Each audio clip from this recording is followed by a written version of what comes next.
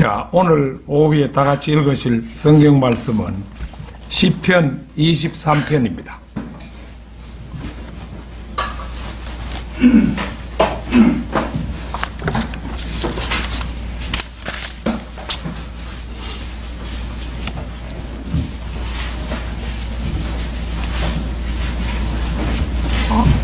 이 시편 23편은 우리 성도들에게 가장 많이 친근하게 다가오는 그런 말씀으로 많은 사람들이 암송하고 노래로도 부르고 하는 그런 말씀입니다. 오늘 이 말씀을 다시 한번 상고해 보고자 합니다. 주는 나의 목자시니 내가 부족한 것이 없으리로다. 그가 나를 푸른 초장에 눕게 하시며 잔잔한 물가로 나를 인도하시는도다. 그가 내 혼을 소생시키시고 그의 이름을 위하여 의의 길들로 나를 인도하시는도다. 정녕 내가 죽음의 그림자의 골짜기를 지날지라도 악을 두려워하지 않으리니 이는 주께서 나와 함께 계시며 주의 막대기와 주의 지팡이가 나를 위로하심이라. 주께서 내 원수들의 면전에서 내 앞에 식탁을 마련하시나이다. 주께서 내 머리에 기름으로 부으시니 내 잔이 넘치나이다. 진실로 선하심과 자비하심이 내 생애의 모든 날 동안 나를 따르리니 내가 주의 전에 영원히 거하리로다. 자, 이 본문 말씀에 나오는 그대로 주는 나의 목자시니 이런 제목으로 말씀을 드리겠습니다. 오늘의 본문 말씀 시편 23편은 아주 유명한 성경 말씀이지요. 사람들이 한 장 전체를 가장 많이 암송하는 말씀이 있다면 바로 이 말씀이 아닌가 할 정도로 이 말씀은 성도들에게 아주 친숙한 말씀입니다. 주는 나의 목자시니 라는 말씀은 나는 곧 양이라는 사실을 전제로 하는 말씀입니다. 시편 103편 3절을 잠시 찾겠습니다. 103편 3절.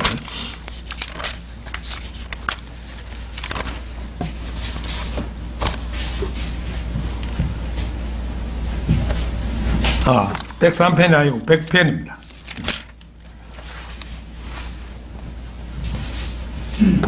너희는 주 그가 하나님이심을 알라. 우리를 지으신 분은 우리들 자신이 아니라 그분이시라. 우리는 그의 백성이요 그의 초장의 양이로다. 이렇게 성도가 양임을 말하고 있죠. 이 말씀은 그분이 하나님이시며 우리를 지으신 분임을 말씀하고 있습니다.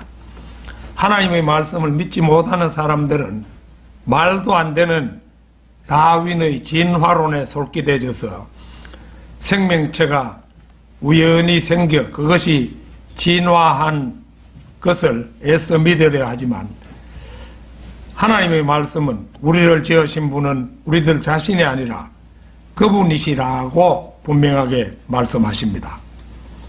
그리고 덧붙여 우리는 그의 백성이요 그의 초장의 양이로다 이렇게 알려주십니다. 내가 양이면 나는 아주 낮은 지적 능력을 가진 존재입니다. 그러므로 나는 완전히 목자께만 의존해야 한다는 것을 인정하며 나 자신의 우둔함을 시인해야 합니다. 주는 나의 목자시니 그분의 인간 조상들처럼 우리의 목자이십니다. 아벨도 목자였고 아브라함도 목자였고 이삭도 야곱도 그랬습니다.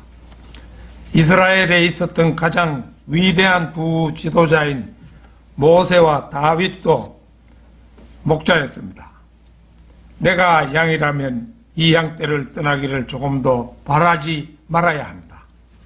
그러므로 그분은 양인 나에게서 양털을 얻을 권리가 있으시며 반면 나에게는 어떠한 시민의 권리도 없습니다.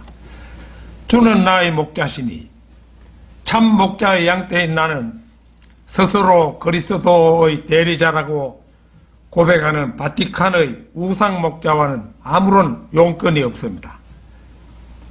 마태복음 23장 9절을 찾겠습니다. 마태복음 23장 9절.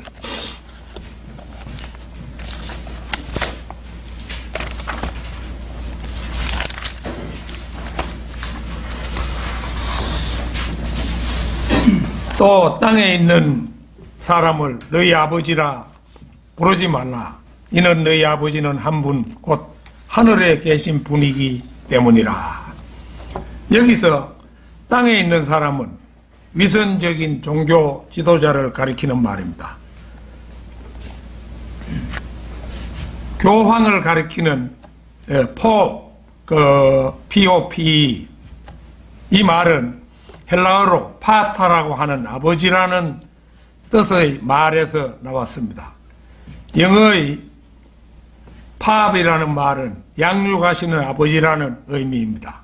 오늘날 로마의 최고 권력자는 자신이 이 말로 불리기를 좋아합니다. 가톨릭 사제들도 마찬가지입니다. 그들은 자신이 신부라고 불리고 있습니다.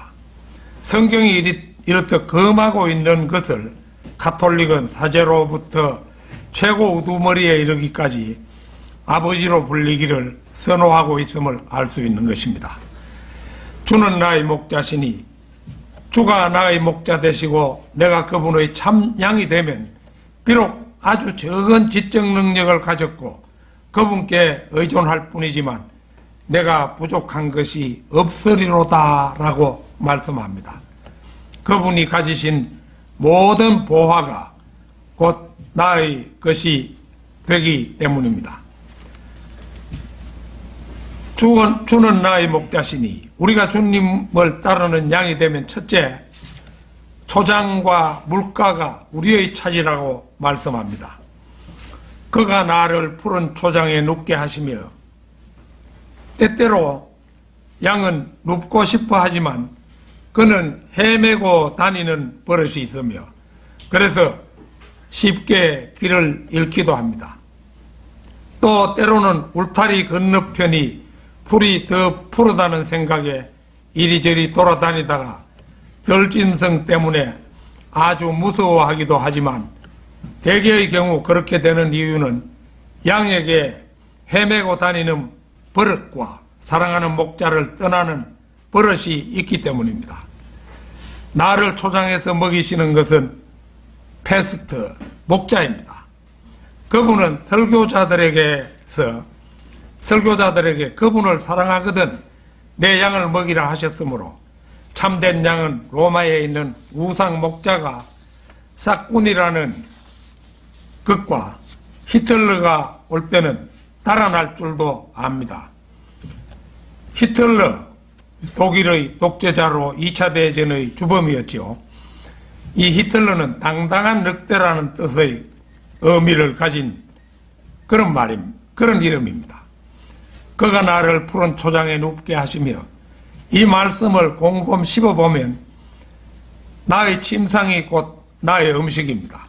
양은 초장의 풀 위에 누워 휴식을 취하기도 하지만 그 초장의 풀을 뜯어먹기도 합니다. 그래서 이제 침상이 곧 음식이라는 말은 그래서 하는 말입니다. 잔잔한 물가로 나를 인도하시는도다. 그분은 인도자이시며 나는 따르는 자입니다. 마태복음 8장 21절 22절 찾겠습니다. 마태복음 8장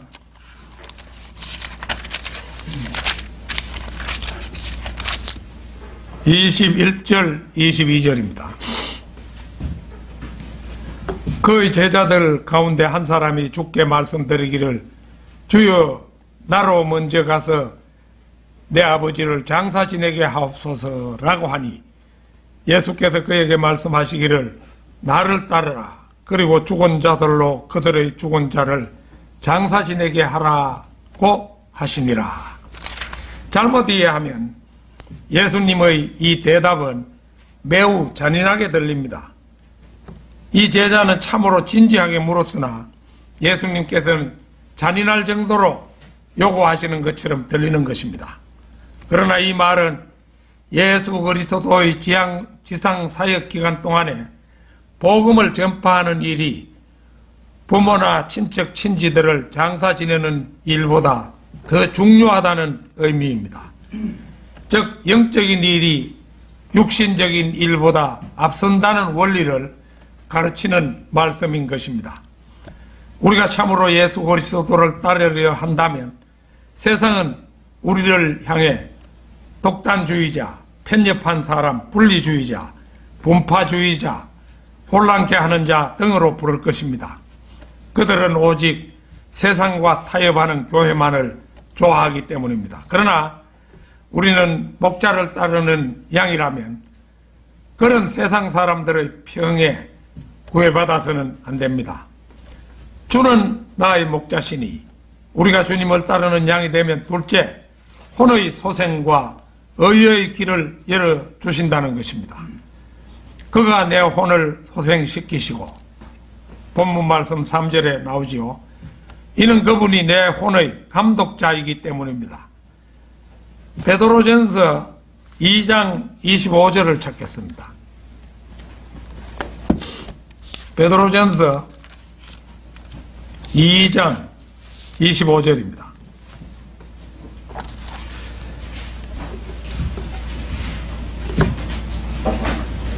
이는 너희가 길 잃은 양들 같았으나 이제는 너희 혼들의 목자와 감독에게로 돌아왔음이니라. 이 구절에서 목자와 감독이 비숍은 이제 주교를 말하는데요. 그 첫 글자가 대문자로 그 세프트라고 할 때도 그 대문자로 쓰고 비숍이라고 할 때도 그 대문자로 씁니다. 이것은 목자와 감독이 주 예수 그리스도를 지칭하기 때문입니다. 비숍이라는 단어는 감독 또는 주교라고 번역됩니다. 이런 의미에서 로마 카톨릭이 대주교를 알치비숍이라는 직분을 두고 있는 것은 감독이신 예수 그리스도보다도 한층 높은 자리를 그들이 만들어 놓고 거기에 사람을 앉혀 놓은 것입니다. 우리 주 예수 그리스도는 비숍인데 사람이 알치비숍이 되어 한 당의 높은 자리에 앉도록 만들어 놓은 것입니다. 주님께서는 알치비숍의 자리에 앉을 수 있는 특권을 한 번도 누리지 못하셨습니다. 로마 카톨릭이 아기 예수를 그렇게도 좋아하는 까닭은 바로 그런 맥락에서인지도 모릅니다. 자기네들이 아기 예수보다 더 높은 자리를 차지하고 있으니 얼마나 자신들의 마음에 만족이 되겠습니까? 로마 카톨릭 말고도 알치비숍이라는 직책을 만들어 사람을 그 자리에 앉혀놓은 감독교회, 곧 감리교도 있습니다. 설사 이것이 의도적인 것이 아니었다 하더라도 그들이 이런 우스꽝스러운 제도를 고칠 생각이 없는 걸 보면 뭔가 꿍꿍이 속에 있음을 보여준다고 하겠습니다. 그 이름을 위하여 의의 길로 나를 인도하시는도다. 본문 말씀 3절이지요. 내가 그분을 인도하는 것이 아닙니다. 내가 아프거나 다리를 절 때 그분은 나를 메고 가십니다. 누가복음 15장 4절에서 6절을 찾겠습니다.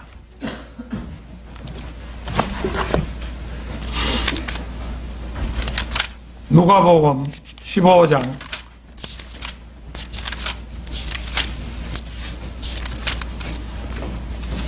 4절에서 6절입니다. 너희 가운데 누가 양 100마리를 가졌는데 그중 한 마리를 잃었다면 99마리를 광야에 두고 그 잃어버린 양을 찾을 때까지 다니지 아니하겠느냐. 그러다가 그가 그 양을 찾으면 자기의 어깨에 메고 기뻐하며 집에 돌아와서는 친구들과 이웃들을 함께 불러서 말하기를 내가 잃어버린 양을 찾았으니 나와 함께 기뻐하자고 하리라. 보다시피 주님께서는 잃었던 양을 찾으면 메고 가실 뿐만 아니라 친구들과 이웃들을 불러 함께 기뻐하시기도 합니다. 양은 무엇인가를 흉내내고 모방하는 버릇을 타고났습니다. 내 앞에 있는 양이 공중으로 뛰어올라 발굽을 서로 맞부딪히는 것을 보면 나도 그렇게 따라합니다. 이 양들이 보면은 물고나무 쓰듯이 해가지고 발굽을 서로 부딪힌다 이겁니다. 그러므로 양들은 눈을 선한 목자에게 고정시켜야 합니다. 그렇지 않으면 양은 무엇인가 우둔한 짓을 하게 될 것입니다. 주는 나의 목자시니 우리가 주님을 따르는 양이 되면 셋째 주의 지팡이와 막대기가 나를 위로하신다는 것입니다. 정녕 내가 죽음의 그림자의 골짜기를 지날지라도 악을 두려워하지 않으리니 이는 주께서 나와 함께 계심이요 나에게는 이미 그곳을 통과하시고서 나를 이끄시는 분이 계십니다. 선한 목자는 양들을 위하여 자기 생명을 이미 내놓으셨기 때문입니다. 나는 이 양떼 속에 있어야 유익을 얻습니다. 그 유익은 일치를 주장하는 에큐메니칼의 한 양떼에 속한 양이라면 얻지 못하는 유익입니다. 나의 목자는 양들에 대한 모든 것을 친히 아십니다. 왜냐하면 그분은 세상 죄를 제거하는 하나님의 어린 양이셨고 그러기에 그분은 나의 모든 문제를 친히 아십니다.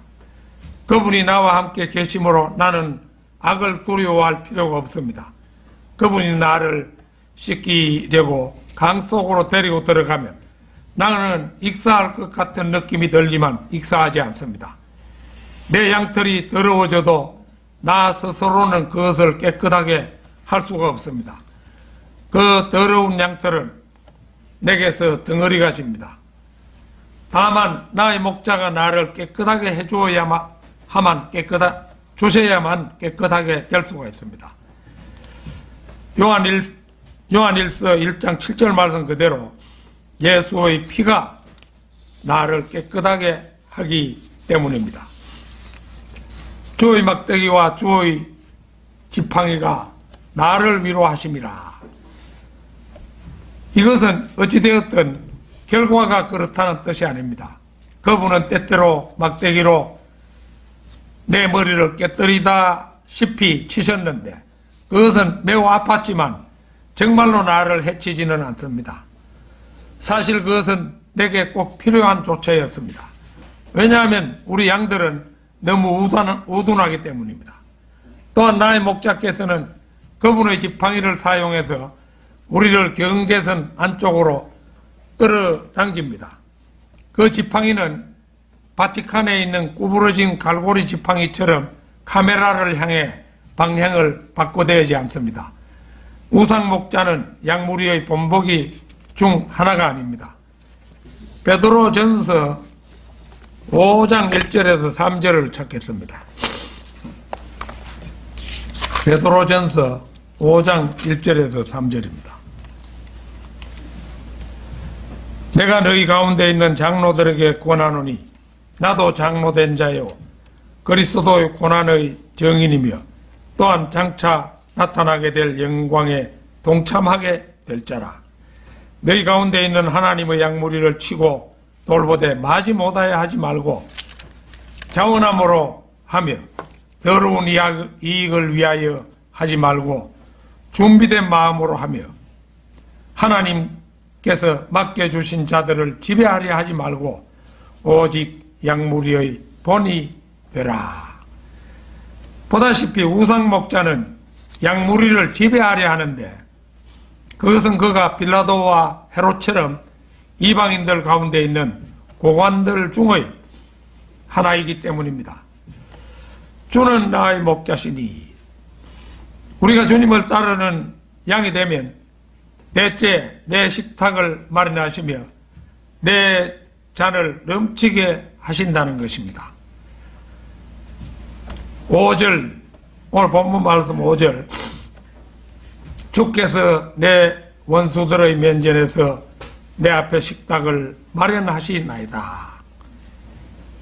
양이 된 나의 삶은 세상 사람들이 보기에는 초라하고 공고해 보이지만 사실은 끊임없는 축제 그 자체입니다.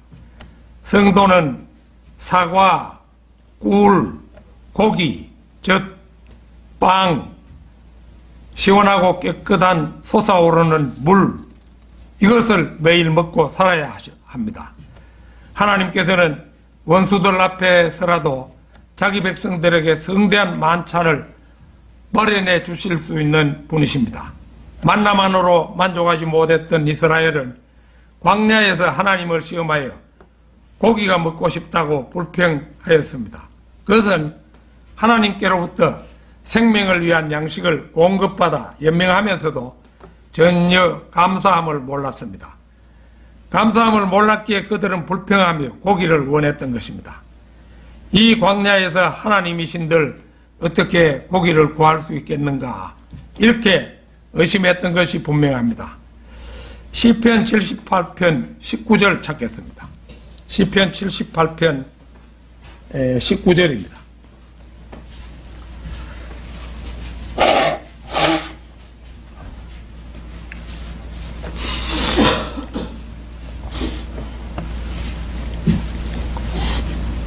정녕 그들은 하나님을 거역하여 말하였도다. 그들은 말하기를 하나님이 광야에서 식탁을 마련하실 수 있겠느냐. 전능하신 하나님에게 광야에서 고기 정도를 구하는 것이 문제가 되겠습니까? 주님은 바람이 불게 하여 메추라기를 땅에 떨어지게 하셨습니다. 약 200만 명이 배부르게 먹을 수 있는 메추라기가 그 양이 얼마나 되겠습니까? 엄청나게 많겠지요. 하나님께서는 그들에게 능력을 보여주신 후에 그들을 치셨던 것입니다.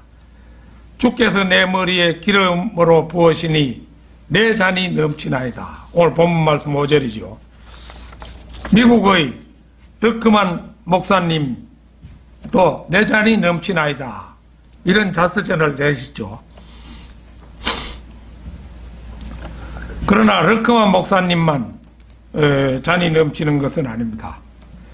보잘것없는 제게도 처리된 후에 나이 58이 되기까지 죄를 죄인 줄도 몰랐고 멸망의 길을 걸으면서도 멸망의 길을 걷는 줄도 몰랐으며 오직 자기의 명예를 위한 길을 인생의 바른 길인 줄만 알았습니다.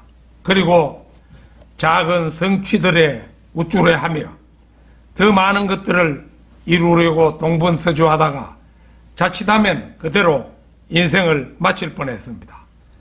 지금 돌이켜보면 하나님께서는 나의 완고함을 미리 아시고 세상 가운데 두셔서 고래 힘줄처럼 질긴 나의 자아를 끊기 위해 참고 또 참으시며 기다리셨습니다. 그래도 반응이 없자 최후의 수단으로 그분께서는 당뇨병을 내게 보내시어 대각성을 주시고 내가 받아보는 동아일보에 바른 성경에 대한 광고를 실어서 보게 하셨으며 마침내 4년 동안 진리의 지식을 세세히 공부하게 하셨습니다. 이 얼마나 놀라운 사랑이며 인도입니까? 더구나 사랑하는 가족들도 함께 진리의 길로 인도할 수 있었으니 이 얼마나 넘치는 나의 잔입니까? 예수 그리스도께서는 나와 함께 계시며 내 앞에, 내 아래에, 내 주위에, 내 전방에 계십니다. 그래서 양은 행복한 삶과 행복한 죽음과 행복한 영혼을 보장받습니다. 우리 모두 각자가 어떻게 성경대로 그리스도인이 되었는가 찬찬히 돌아보며 생각해 보십시오. 실로 우리 모두의 삶이 대잔이 넘치나이다 라고 한 것이 바로 그것 아닙니까?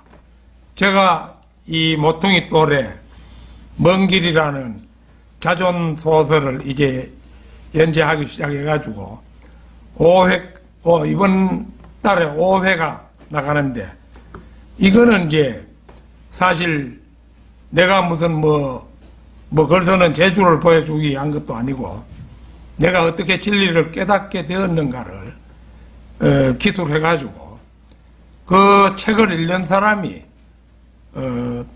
단 몇 사람이라도 하나님께로 돌아올 수 있는 기회를 가지기를 바라서 내가 그 책을 지금 쓰고 있는 것입니다. 그 전에 주님께서 오시면 책을 미처 못 낸 채 간다 할지라도 떠날 때까지는 그걸 연재해서 조금이라도 여유가 주어지면은 책으로 출판할 그런 작정으로 있습니다. 그러면은 이제 말로는 할 수 없었던 사람, 어떤 사람은 보면은 말로 해서는 잘 말로 안 듣는 사람이 있어요. 그래서 책을 내 가지고 그 책을 읽게 되면은 이 사람이 이렇게 진리를 깨달았는가 이런 생각에서 혹 몇 사람이라도 주님께로 돌아올 수 있으면 그것이 제가 바라는 것의 전부다. 이래서 그걸 시작한 겁니다. 주는 나의 목자시니 우리가 주님을 따르는 양이 되면, 다섯째, 선하심과 자비하심으로 보호하시며 이 세상 삶이 끝나면 영원 세계로 이끄신다는 것입니다. 진실로 선하심과 자비하심이 내 생애의 모든 날 동안 나를 따르리니, 우리의 목자 주님께는 그분이 양떼를 이끄시는 동안 그 양떼의 뒤를 따라가는 두 마리의 목양견이 있습니다. 그 목양견은 선하심과 자비하심이라는 목양견입니다. 우리가 경계 안에 머물지 않으면 그들은 이따금 발굽을 물어 당깁니다. 하지만 곰들과 사자들이 나타나면 우리는 분명 그들의 옆에 있는 것이 좋습니다. 목양견들은 나의 목자께서 물매를 장전하시기까지 약탈자들에게 틈을 주지 않습니다. 우리가 제가 이번 달에 다윗과 골리앗이라는 그런 신앙시 한 편을 해설했습니다만은, 그게 이제 보면은 다윗이 물매를 던져서 이 골리앗을 넘어뜨리잖아요. 그런데 그 물매를 다윗이 해가지고 돌려가지고 뿌렸을 때 나는 골리앗 같은 그런 거인이 정통으로 이마를 맞아서 이마 속으로 파고들도록 그렇게 되었다는 것에는 하나님께서 그 돌과 함께 이동해서 그렇게 바뀌었다, 이런 생각을 해보는데, 하여튼 이 다윗은 그 양떼를 치면서도 곰이나 사자가 오면은 직접 주먹으로 사자 머리를 치기도 하고 곰을 때려잡기도 하면서 양떼를 쳤는데, 그것은 물론 성령으로 감화되고 나서 기름 부음을 받고 그런 이적을 나타냈었지요. 이제 골리앗에게 다가설 때도 사자나 곰도 내가 다 때려 죽이고 했는데 저런 놈 하나를 내가 못 이기겠느냐 이렇게 자신만만하게 물매 하나를 들고 나가가지고 결국은 그 골리앗이라는 그 적군의 장사를 그 물매 하나로 완전히 굴복시키고 만 것입니다. 그래서 이제 그 보면은 사실 이제 하나님께서는 능숙한 작가의 펜을 가지신 분인데 이 세상에 무슨 이야기가 무슨 작가가 이야기를 잘 쓰고 이렇게 하지만은 최고로 훌륭하신 작가는 우리 하나님이세요. 하나님께서는 성경 말씀을 쓰실 때 아비멜렉이라는 기드온의 아들이 왕이 돼가지고 기고만장해서 날떴을 때 여인이 던진 그 맷돌짝에 머리를 맞게 해가지고 죽이시잖아요. 그 적그리스도의 예표가 되지만은 이제 그 하나님께서 아비멜렉을 여인이 던진 돌팔매, 남자가 던진 것도 아니고 여인이 던진 돌팔매에 맞아서 죽도록 한다든지 다윗 같은 어린 소년의 물맷돌에 맞아가지고 이마에 격중돼가지고 골리앗이 죽었다든지 하는 이것은 이 하나님의 능숙한 펜이 그렇게 인도하셨다고 볼 수가 있습니다. 그리고 특히 나는 감탄을 하는 것은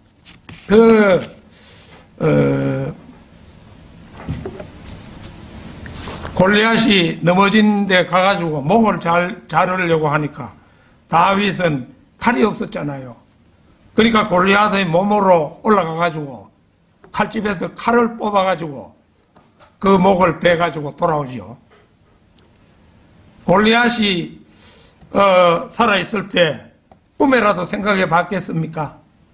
자기가 허리에 차고 있는 칼에 자기 목이 잘릴 줄 누가 알았겠습니까?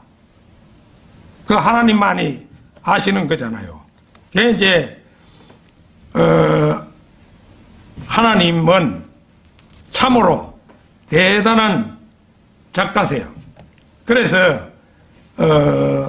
다윗의 일대기를 우리가 훑어보거나 모든 사람의 그 성경에 나오는 인물들을 훑어볼 때 참으로 대단한 작가로서 그 멋진 이야기를 전개시키고 계시잖아요. 내가 주의 전에 영원히 거하리로다. 6절 나는 내 목자의 음성을 알며 그래서 나는 소크라테스, 플라톤, 아인슈타인, 다윈, 흑설리, 프로이드, 교황을 따르지 않습니다. 나는 누가복음 15장의 탕자처럼 내 집을 향합니다. 우리의 원수들은 우리가 굶주리는 것을 보고 싶어 하지만 주님께서는 내 식탁을 마련하시므로 우리는 결코 굶주리지 않습니다. 만약 내가 양무리를 치는 어떤 목자를 만난다면 양들의 큰 목자의 휘하에 있는 목자임을 알게 됩니다. 누군가가 목양을 한다는 말을 들으면 우리는 언제나 그가 싹꾼인지 아닌지 알아맞힐 수가 있는데 싹꾼은 양들을 먹이는 일에 종사하지 않습니다. 싹꾼은 양들의 음식을 더럽히고 양들을 진창이나 가시밭에 눕게 하면서 자기가 얼마나 훌륭한지 양떼에게 보여주는 일에 종사합니다. 주는 나의 목자이시므로 나는 그분과 함께 영원히 거할 것입니다. 목자는 스코틀랜드 사람의 어깨걸이 또는 방수 외투나 양가죽 외투 같은 거친 옷을 입어야 합니다. 목자는 고독한 영웅이며 양떼를 돌보는 한 가지 일에 자신을 바칩니다. 밤에는 양우리로 돌아가는 입구에 가로질러 눕기 때문에 어떤 짐승도 내 목자를 넘어오지 않고서는 내게 올 수 없습니다. 아니, 그 전에 목자는 그 짐승들의 머리를 때려 부술 것입니다. 결론적으로 오직 예수 그리스도 그분만이 우리의 목자입니다. 그분은 우리를 위해 하나뿐인 목숨을 내놓으셨습니다. 따라서 오직 그분만이 단 한 분의 큰 목자이십니다. 바로 그분이 우리를 위해 한 방울 남김없이 피 흘려 주심으로 말미암아 우리는 단지 그분을 믿는 계좌시만한 믿음 하나로 영생을 얻었습니다. 이제 주님께서 오심하고 약속하신 시점이 그리 멀지 않은 시대에 우리는 살고 있습니다. 우리 가운데 행여라도 그분을 사랑하고 따르는 길에서 낙오되지 않기를 저는 진심으로 바람하지 않습니다. 다 같이 기도드리겠습니다.